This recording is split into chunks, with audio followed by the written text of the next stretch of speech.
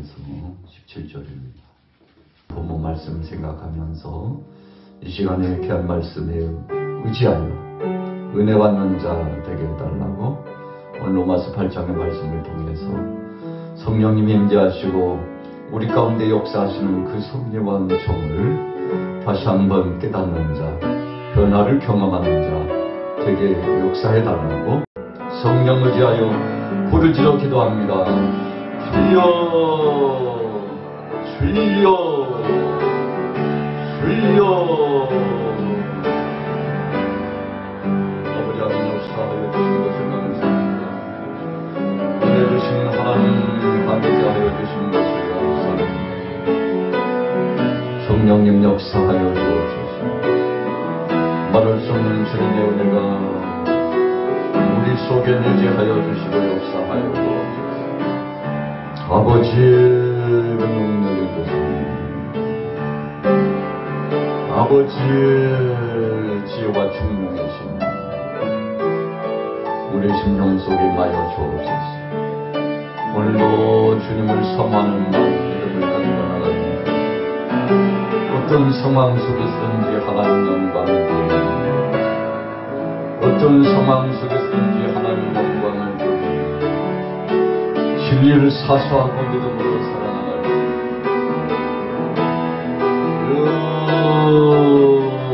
역사하여 주옵소서. 아버지 하나님 역사하여 주옵소서. 아버지 하나님 역사하여 주옵소서. 오 주님 함께하여 주옵소서. 신령한 능력으로 지원케 하시고 변화를 경험할 수 있고 진리 안에 살아나갈 수 있고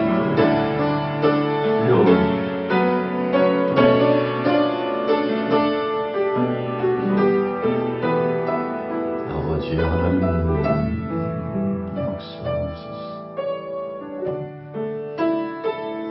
예수님 이름으로 하신 기도 올려사옵나이다. 아멘. 참 좋으신 하나님, 오늘 본문 말씀에 의거하여 주님 주신 은혜 말씀을 다시 한번 체험하기를 원합니다.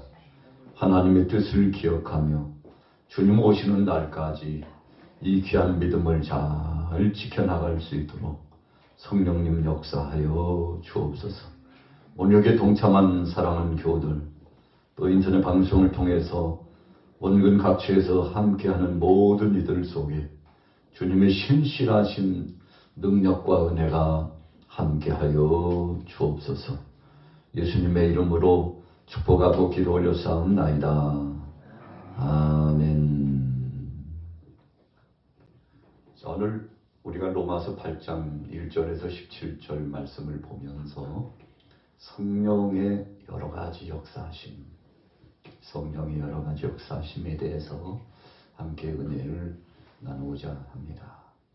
성령은 하나님의 제3위격입니다.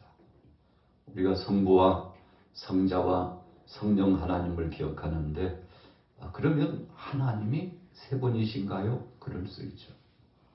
그러나 하나님은 한 분이십니다.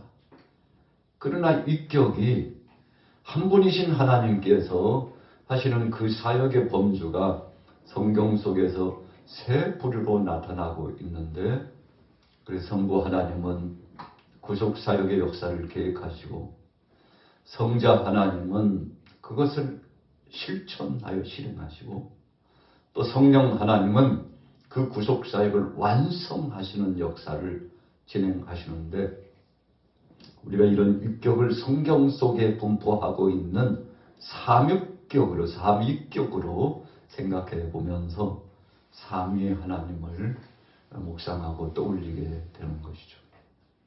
자, 오늘 성령의 역사, 성령 하나님께서 우리 속에 임하면 어떻게 됩니까? 오늘 로마서 8장 9절에 보니까 만일 너희 속에 하나님의 영이 거하시면 너희가 육신에 있지 아니하고 영에 있나니. 여러분, 그 사람은 두 부류로 나누어져요. 어떤 사람은 육체의 삶으로 살아가는 사람이 있어요. 육신적으로 살아가고 세상 중심으로, 사탄 중심으로, 악한 영의 중심으로 살아가는 사람이 분명히 있습니다.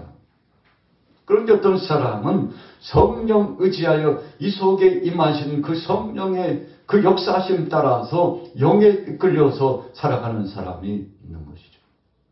그래서 우리가 고린도서의 말씀에도 보면 육체의 사람이 있고 성령의 사람이 있다고 말씀하고 있죠. 여러분, 사악한 원수 마귀 원세 사탄이 믿는 자라 할지라도 넘어뜨리고 괴계를 꾸미기 위해서 이제는 저희 때가 얼마 남지 않은 것을 알고 말세 지말의 이 시대는 더 강력하게 역사하여서 우리가 하나님의 성령 안에 거하지 못하고 하나님 뜻대로 살지 못하도록, 믿음 안에 거하지 못하도록 방해하기 위해서 엄청난 역사를 도모하고 우리에게 미혹을 던지고 있는데, 그래서 우리는 자나깨나 앉아나서나 누워있으나 일상생활을 하나 정말 근신하고 깨어서 믿음의 사람, 성령 안에 있는 사람, 하나님께 붙어있는 자 되기 위해서 정말 몸부림치면서 자신을 경책하고 깨어 있어야 되는 것입니다. 베드로는 주의 말씀을 묵상하고 시대를 재조명해 보면서 야, 사탄이 우는 사자처럼 도전해 오는구나 그랬어요.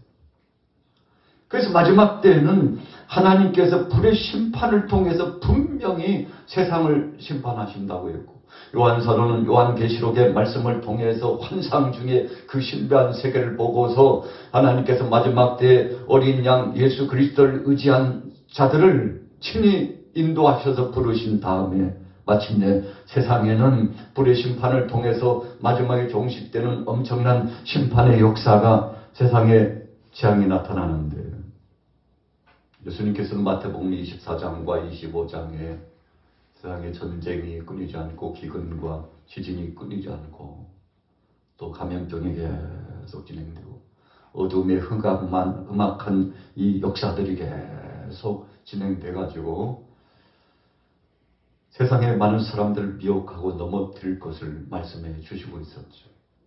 여러분, 그래서 우리는 오늘 본문의 말씀을 보면서 성령 안에 거하여서 그분에 의해서 그분의 능력으로 살아가는 자 되기 위해서 우리 자신을 늘 되돌아봐야 되는데, 여러분, 어떻게 해야 우리가 성공적인 삶, 승리하는 삶, 성령의 사람이 될 수 있습니까? 오늘 성령이 의지하는 대로 인격적으로 임하신 그분을 우리가 아멘으로 모셔드리고 그분에 의해서, 말씀에 의해서 성령이 이끄시는 대로 살아가야 하는 것이죠. 자, 그렇다면 이 성령의 역사가 임하면 우리가 예수님을 구주로 영접하게 됩니다. 여러분, 내가 죄인인 것을 깨달아요. 이 죄로 말미암아 영원히 지옥불에 던져지고 죽을 수밖에 없는 자였다는 사실을 깨달아 알아요. 여러분, 그래서 강력하게 성령이 임하면 회개가 터져나오고 통곡하면서 도대체 내가 세상에서 왜 이렇게 살았는지 하나님의 심판이 곧 임한다는 사실을 깨닫고 가슴을 치면서 통회하고 자백하고 회개하게 되는 것이죠. 성령이 임하면 죄를 발견해요. 성령이 임하면 하나님이 원하시고 기뻐하시는 뜻이 무엇이고 하나님께서 기뻐하시지 않는 것이 무엇인지를 확연히 구분합니다. 그래서 이 속에서 영적 질서가 잡혀지고 하나님의 영에 이끌려서 살아가기 시작하는데, 여러분, 그래서 그 다음부터는 복된 삶을 살아가죠. 사도행전 9장의 다메섹 도상에서 사울이 예수님을 만나기 전에는 육신의 사람이었습니다. 하나님 앞에 충성한다고 했죠.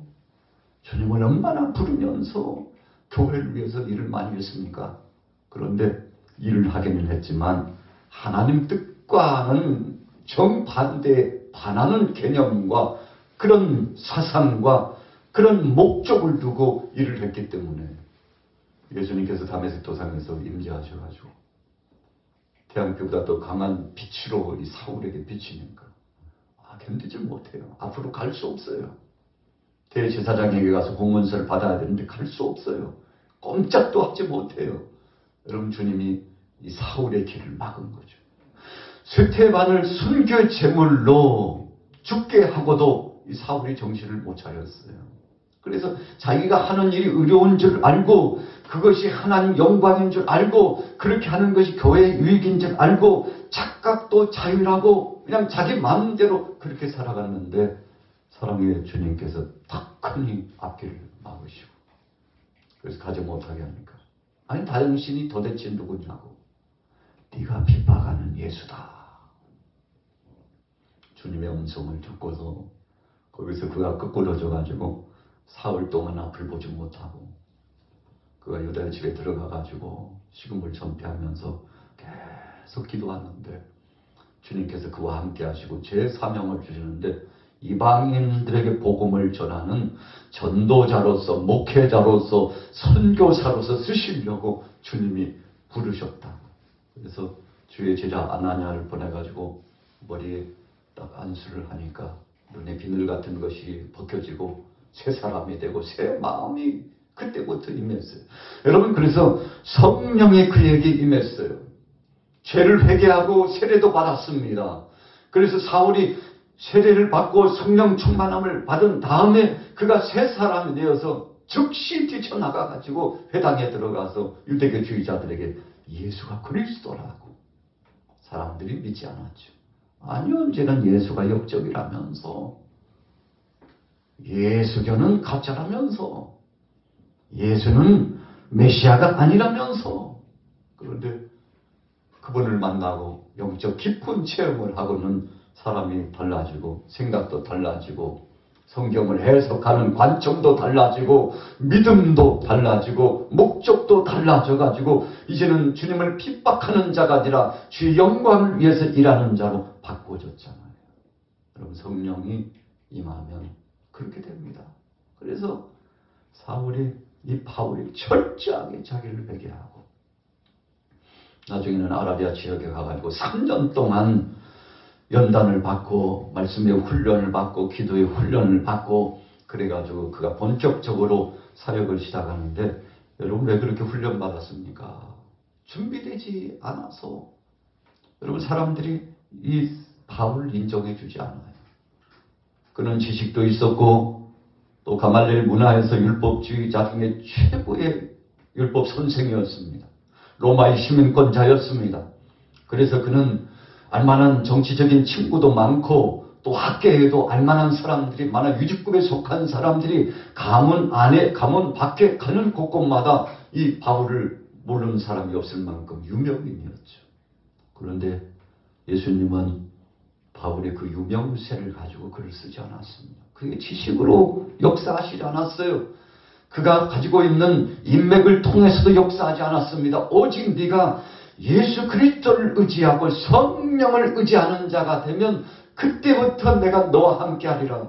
여러분 이런 엄명을 받고서 바울이 드디어 새 사람이 돼가지고 주님 앞에 쓰임받는데 여러분 준비되니까 그때부터 하나님이 역사하시기 시작하는데 놀라운 변화가 나타나죠.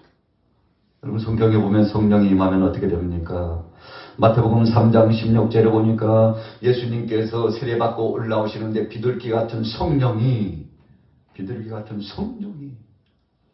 주님이 세례받으시고 올라오시는 바로 그 가운데 임자였습니다. 여러분 비둘기 같다고 하는 것은 성령은 순결하게 하고 온유하게 하고 또 성령은 하나님의 선한 역사를 구분하고 그것에 집중하도록 우리가 비둘기를 연구해 보면요 끼리끼리 모이기를 아주 좋아해요.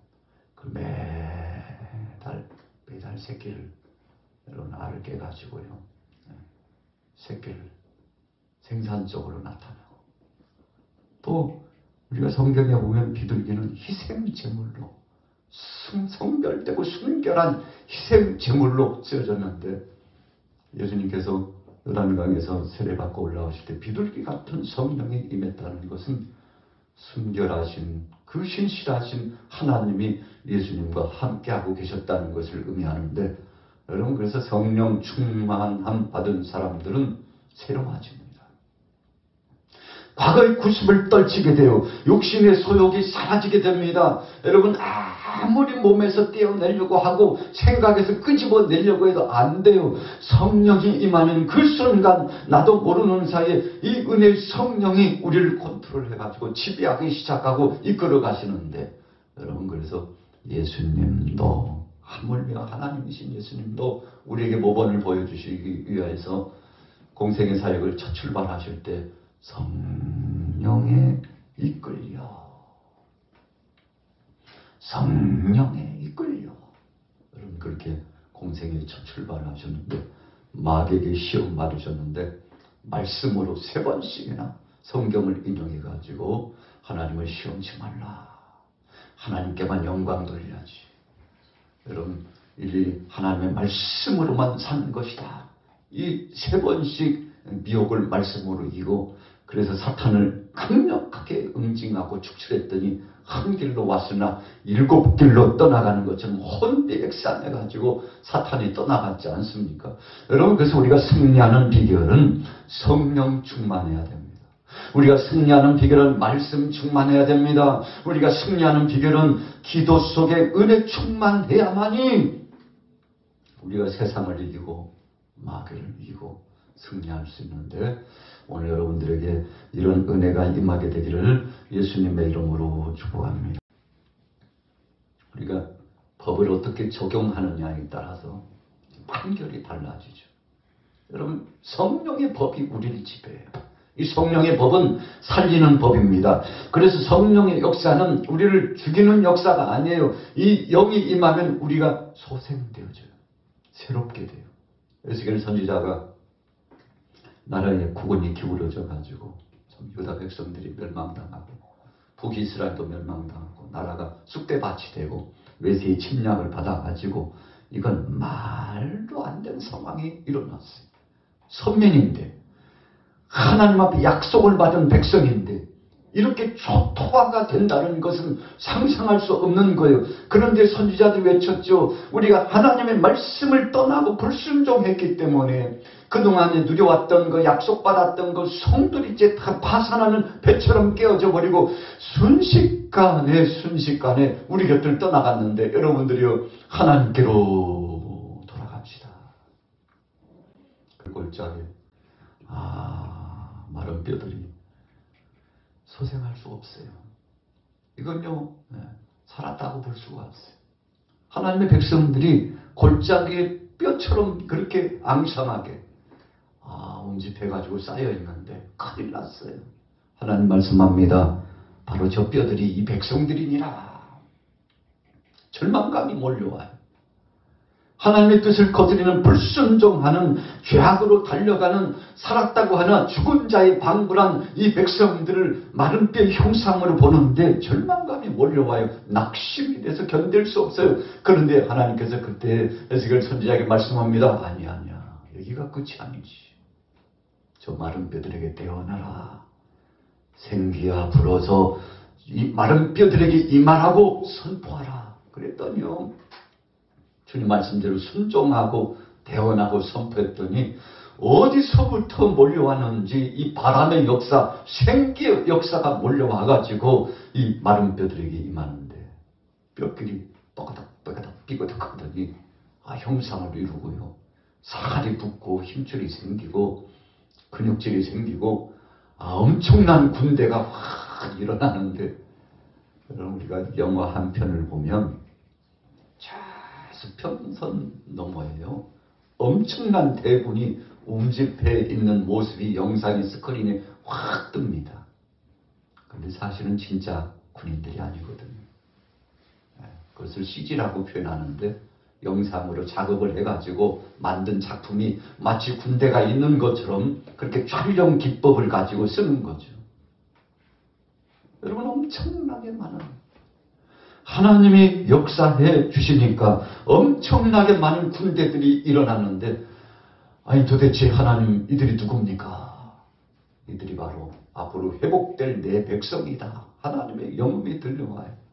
에스겔 선지자가 얼마나 기쁘고 감사한지, 성령이 역사하니까 마른 뼈와 같이 방불한 자들이 회복이 되고 살아나가지고 역사가 나타났는데, 얼마나 감사한지.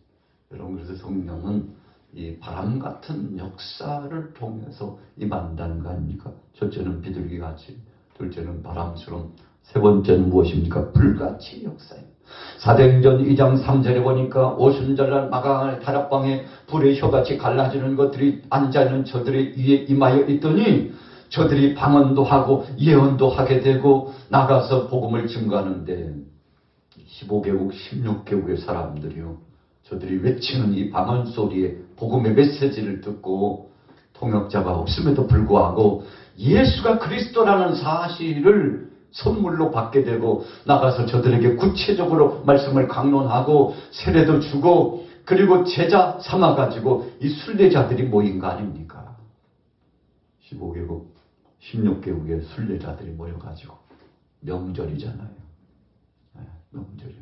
오순절날 이 엄청난 은혜 가운데 명절에 모여가지고 축제를 누리는데, 여러분 그때 성령이 임했으니 그 축제 참여했던 순례자들이 은혜의 역사를 경험하고 베드로의 설교를 듣고서 회개가 터져 나와가지고 혹 3천 5천이나 되는 사람들이 철저하게 회개하고 예수님을 구주로 영접하고 어디 갔습니까? 다시금요 살던 고향으로 흩어지는 거예요. 왜 오순절날 성령의 충만함이 임했습니까? 흩어져서 가는 순례자들에게 그냥 가지 말고 복음을 선물로 탁하니 안고 고향으로 돌아가서 예루살렘에 이번에 갔더니 참 희한한 일도 많았어. 엄청난 성령이라고 하는 영이 임하더니 방언도 하고 예언도 하고 베드로가 일어서서 설교하는데 듣는 사람들이 회개가 터져 나오고 변화의 역사가 나타나고 그 증거 까닭에 내 마음도 뜨거워져가지고 견딜 수 없어서 얼마 전에 죽으셨던 골고다 언덕의 십자가상에서 죽으셨던 예수, 바로 그분이 우리의 구주셨다고.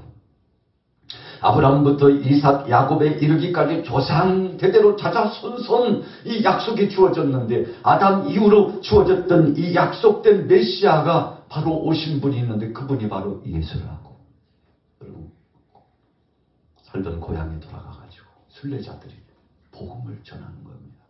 여러분, 그래서 교회가 우죽순처럼 세워지고 제자들이 파송하고 여기도 와서 말씀을 전해주세요.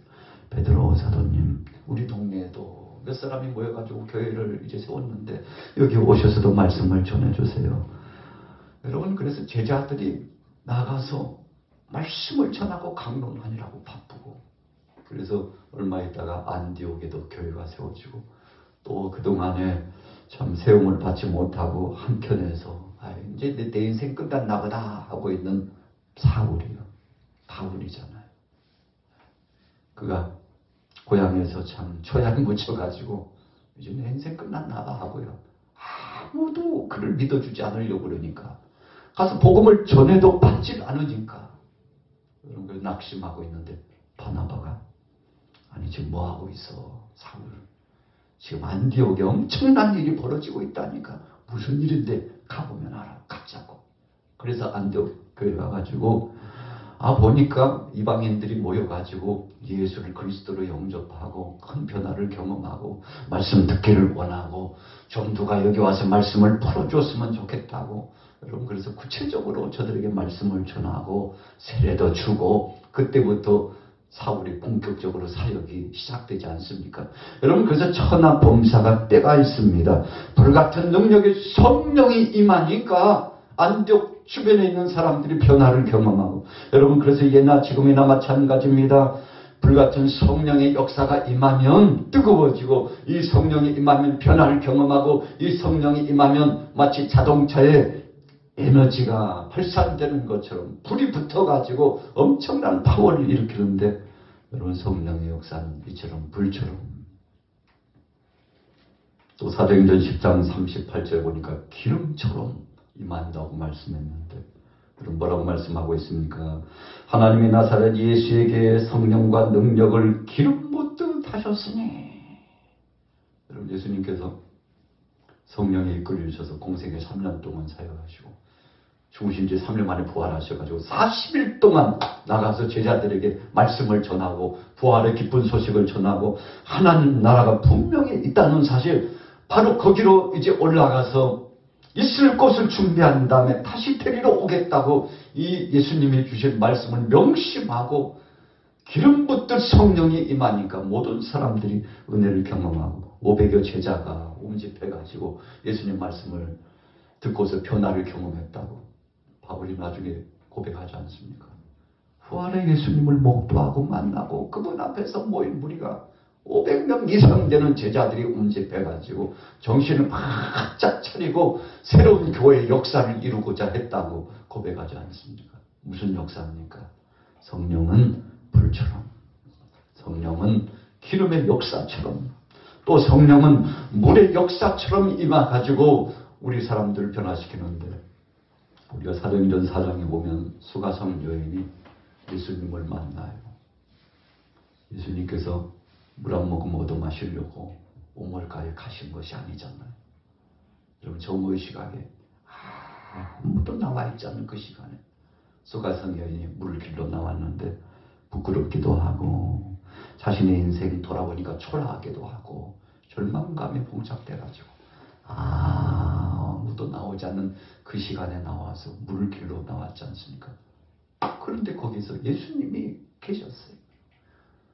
예수님과 대화를 나누는 중에 자기 인생 문제가 풀어졌어요. 여러분, 사람 만나가지고 백날 첫날 이야기하면 뭔가 풀리는 듯 하지만, 풀어질 듯 하지만, 해결된 듯 하지만 스트레스가 회복될 것 같이는 없어져가지고 스트레스가 풀려지고, 여러분, 우리가 영적으로 육적으로 회복될 것 같지만, 그러나 나중에 보면 더 꽁꽁 엉켜가지고 엉망진창이 될 때가 많아요. 그래서 하나님께서 주신 말씀이, 야, 사람 의지하지 마. 만몬신 물질 의지하지 마. 세상의 풍족 의지하지 마. 그거 의지하는 순간 살아나는 것 같고 회복되는 것 같아도 아무것도 아닌 것처럼, 아침 이슬처럼 안개처럼 물거품처럼 사라져버린 인생 놈만 알게 되는 거야.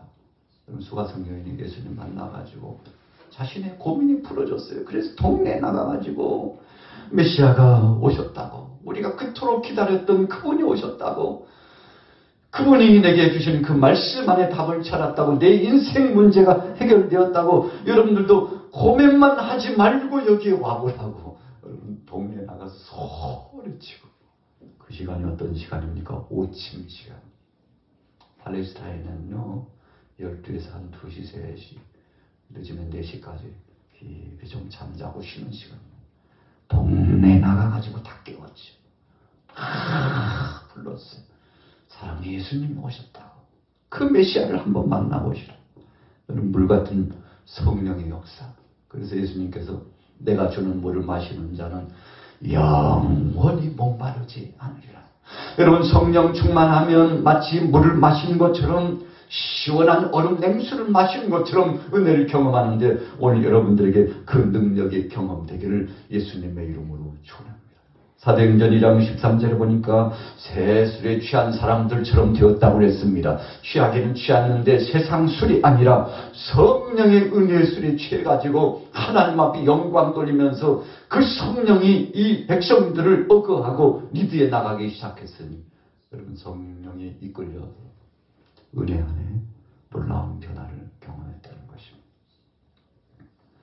요한복음 3장 8절 보니까 바람 같은 성령의 역사가 어떻게 임하는지 니고데모에게 예수님 말씀하셨어요. 니고데모가 율법사잖아요. 말씀을 가르치는 라비급에 속한 선생이었습니다.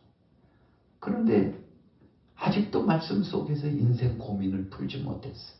거듭남이 무엇인지, 진실로 변화된다는 것이 무엇인지, 영적인 체험이 무엇인지 확연히 확증하고 싶어가지고 벼르다가 낮에 만나면 사람들에게 목도 있어가지고, 아니 니고데모라는 율법사가 예수를 만나더라고 소문나면은 출교당하고 왕따되고 곤욕을 치를 수도 있고, 그래가지고 저녁 시간대를 틈타가지고 예수님 방에 가가지고 독배를 하고, 예수님 또 누구야? 니고데모입니다요. 낮에 눈 마주쳤잖아요. 저하고요. 들어와 넣을 줄 알았어. 그럼 니고데모가 예수님과 대화를 한 거예요. 그래서 거듭남과 영생의 사실과 변화의 역사와 하나님 나라에 대한 말씀을 계속 주고받고 말씀을 듣는데 거기서 답을 찾죠. 그래서 예수님께서 물과 성령으로 거듭나야 진정한 변화가 이루어지고 하나님 나라를 경험하고 은혜의 세계 속에 산다고 말씀하시니까 예수님 그러면 사람의 뱃속에 여인의 뱃속에 들어갔다가 다시 나오는 겁니까요? 자, 영적인 세계를 너무 몰랐어요. 니고데모가 지식은 있었지만 세상의 지식과 철학은 있었지만 여러분 육신적인 생각을 가지고 말씀을 많이 알고 있었지만 그러나 그 말씀이 어떤 약속이요 하나님의 뜻이 무엇이요 메시아가 왜 오셔야 되는지에 대해서는 저가요 마음속에 체득하고 깨달음이 없어가지고 예수님 말씀 듣는 동안 진정한 변화는 성령 안에 나타난다는 사실을 깨닫고서 그가 돌아가서 전에 내려온 역사 사료에 의하면 예수님의 제자가 되었다고 그래요. 여러분 저는 부끄러워가지고 예수님 만나는 것이 창피해가지고 사람들이 손가락질하고 폄하시키면 어떨까 하고 왕따 당하면 어떨까 하고 두려워했던 사람이 주님과 대화를 나누고 주님과 더불어서 말씀을 나누다가 성령의 역사하심이 무엇인지를 깨닫고 나서 내 세계를 알고 나서요. 예수님 따라다니면서 죽을지언정 주님을 떠나지 않는 제자로서의 사역을 진행했다고 그러지 않습니까? 오늘 저와 여러분들도 성령 체험해야 됩니다. 이 능력의 성령이 나를 얻고해야 됩니다. 여러분 그러면요 우리 안에 정말 주의 영광을 위해서 소망 중에 살아갈 수 있어요. 육신의 것을 다 떼어내고 거머리처럼 붙어서 계속 괴롭히는 육신의 소욕 이런 것들을 다 불같은 걸로 태우고 물같은 것으로 씻어버리고 바람같은 역사를 통해서 다 날려버리고 하나님이 주신 영적인 능력의 역사를 통해서 변화되는데 그래서 에베소서 1장 13절에 보니까 성령의 인을 침을 당한다고 그랬어요. 여러분 오늘 예수님을 구주로 영접하고 주님 뜻대로 살고자 소원하고 성령 의지에서 나가면 나도 모르는 사이에 도장을 딱 찍어놓은 사람처럼 변화를 경험하고 확정을 체험하게 되는데 오늘 여러분들에게 그런 은혜가 임하기를 예수님의 이름으로 축원합니다.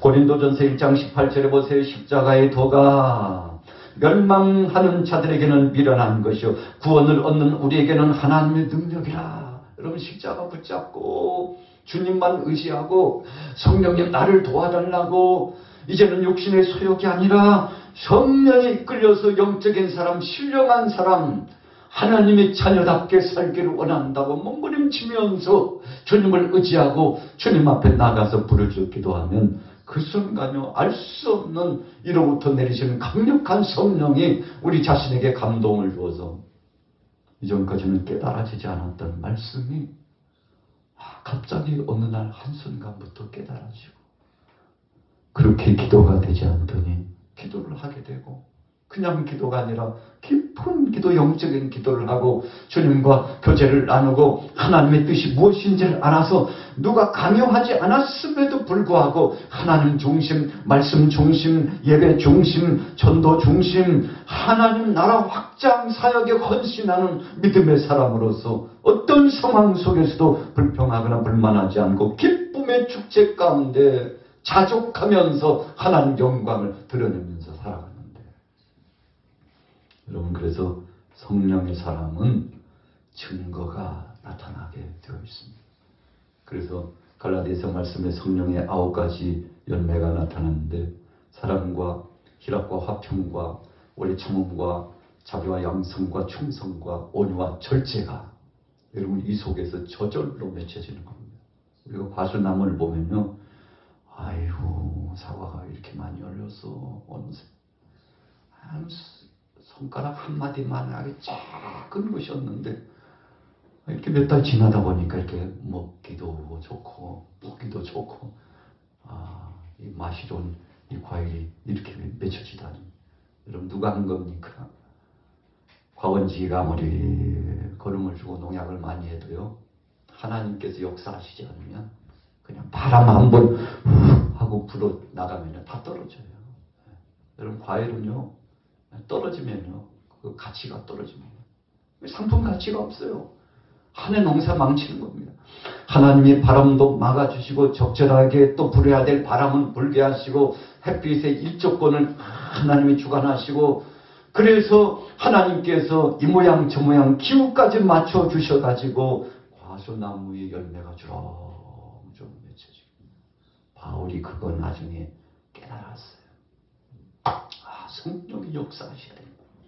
하나님이 해주셔야 되는 것이구나. 그분이 역사하면 나도 모르는 사이에 이 은혜의 비밀이 내 속에서 역동적으로 나타나는 것이구나. 욕심낸다고 되는 것이 아니고 주님 앞에 맡기고 주의 영광을 위하여 일하고자 하면 하나님의 몸된 주님의 몸된 교회를 위해서, 생명의 복음을 위해서 저절로 하나님이 선물로 주시는 것이구나. 여러분, 그래서 성령의 여러 가지 역사는 다른 말로 표현하면 은사예요. 은사. 오늘 저와 여러분들에게, 저와 여러분들에게 은사가 필요합니다. 주님 주신 은사가 있어야 사역을 합니다. 왜 나는 안 되는지 몰라. 여러분, 은사가 없을 때는 망설여지고 당황스러워지는데, 주님이 이런 은사 저런 은사, 적절하게 필요한 은사를 주시면 그거 감사해서 그것 가지고 나가서 활용하면, 이야, 안 되던 일이 되어지는구나. 하나님이 역사하시면 될 줄로 믿습니다. 오늘 본 말씀을 통해서 우리는 성령의 여러 가지 역사를 생각해 봤습니다. 그 성령이 속에 임하시면 가능합니다. 여러분, 그분이 우리 안에 인격적으로 오셔서 충만히 역사하시고 주관하시게 되면 가능한 것입니다. 오늘 이 역사를 체험하시고 주님 오시는 그날까지 충성되이 사역하셔서 큰 상 받고 믿음으로 승리하시기를 예수님의 이름으로 축원합니다.